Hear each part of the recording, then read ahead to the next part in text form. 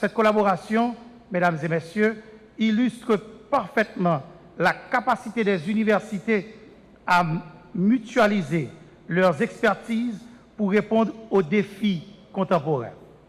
Mesdames et messieurs, le thème qui nous réunit aujourd'hui dépasse largement le cadre des technologies émergentes.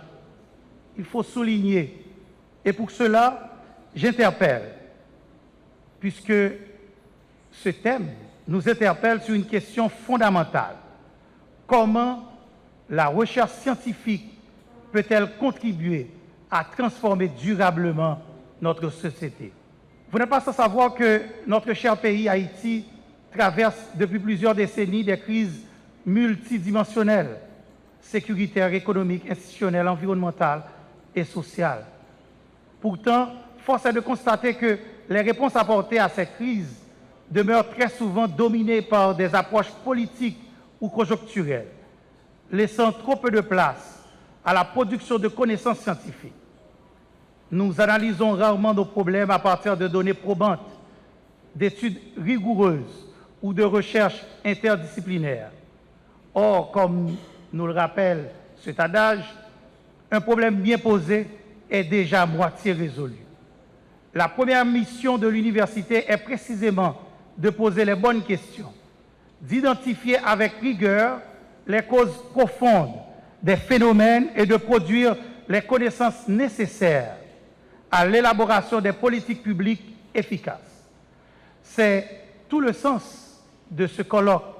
Il constitue une véritable mise à l'agenda public d'un enjeu devenu incontournable, la cybersécurité, l'intelligence artificielle et la transformation numérique.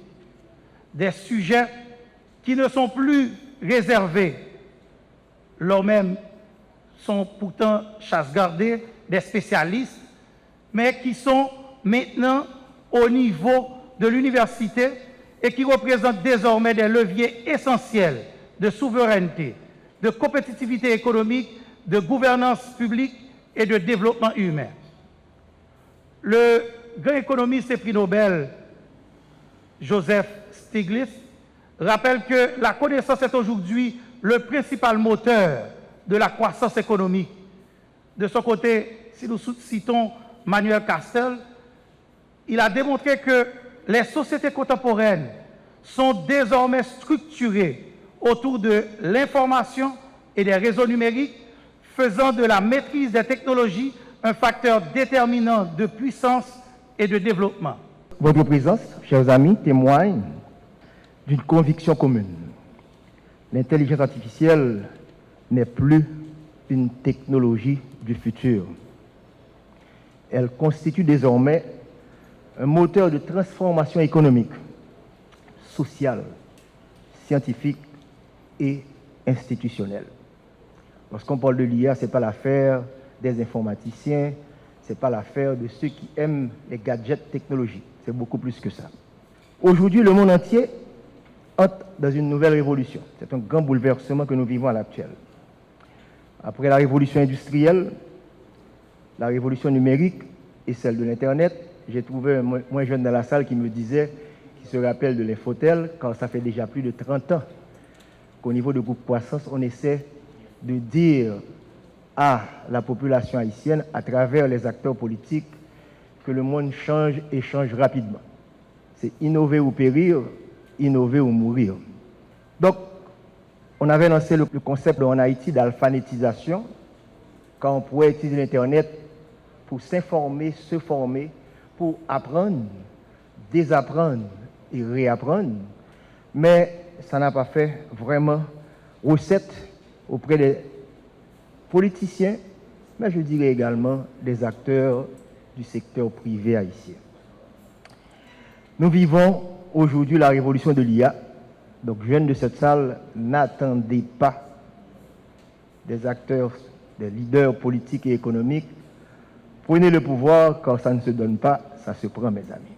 Cette révolution transforme déjà les entreprises, les administrations publiques, les systèmes de santé, l'éducation, la finance, l'agriculture, les transports et même la manière dont les gouvernements prennent leurs décisions.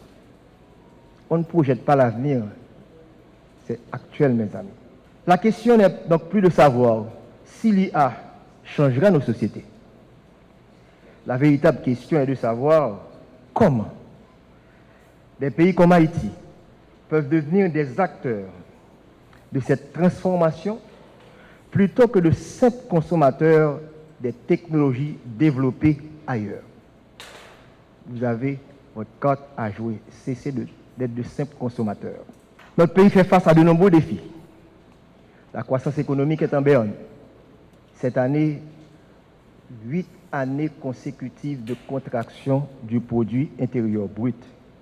Vulnérabilité climatique, faiblesse des infrastructures, accès limité aux services publics, fuite de talents et contraintes budgétaires. Voilà beaucoup de défis. Est-ce que l'IA peut résoudre tous ces problèmes? On ne peut pas confier tous ces défis à l'IA, mais on peut utiliser cet instrument pour avancer. Chacun de ces défis peut également devenir une opportunité. Le verre, certains le voient moitié rempli et d'autres moitié vide. Pendant que des jeunes, cette année, dans les universités américaines, critiquaient les responsables de l'IA, car il n'y a pas d'emploi qui va être créé selon eux, vous, mes amis, vous n'avez rien à perdre puisque les emplois n'existaient pas. Donc vous allez les créer avec des projets comme EDU6. Et je suppose que vous en avez d'autres. L'IA peut améliorer la qualité des services publics, renforcer la transparence, un mot qui n'est pas trop populaire chez nous, optimiser les finances publiques, soutenir les agriculteurs, moderniser les hôpitaux, personnaliser l'éducation, mieux gérer les risques naturels et créer une nouvelle génération d'emplois qualifiés.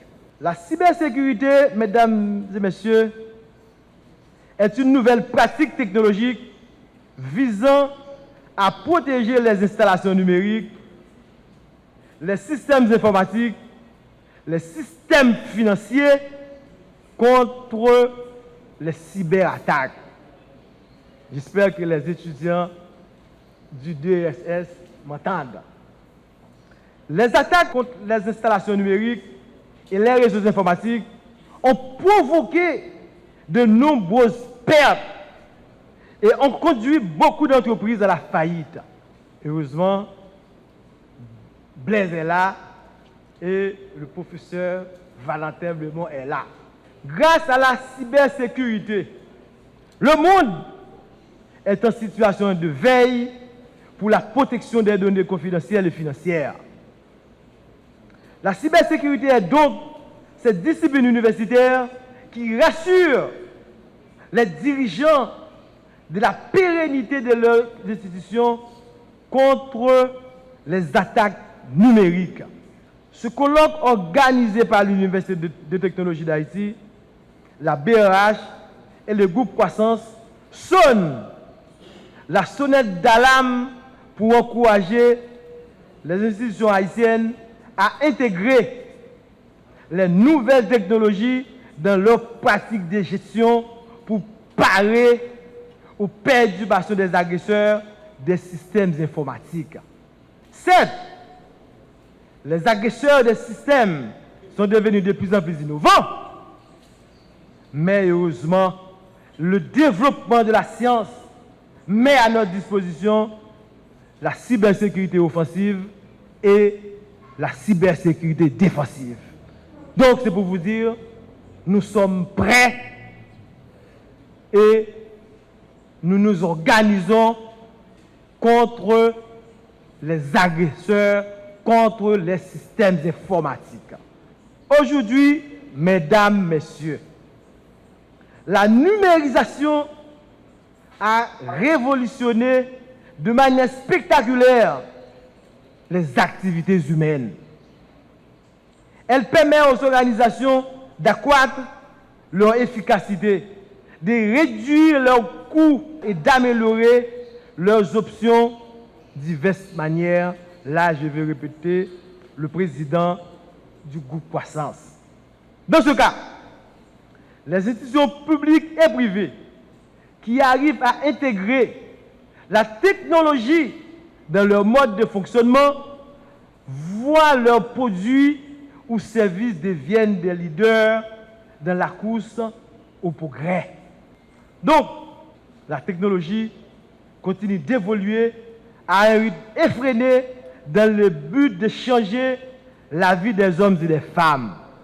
Nous vivons aujourd'hui à l'ère de l'information, où les données sont devenues une ressource stratégique, où les services publics se dématérialisent progressivement, où les services financiers s'effectuent de plus en plus en ligne, où l'intelligence artificielle transforme profondément les modes de production et où la cybersécurité devient une exigence de confiance.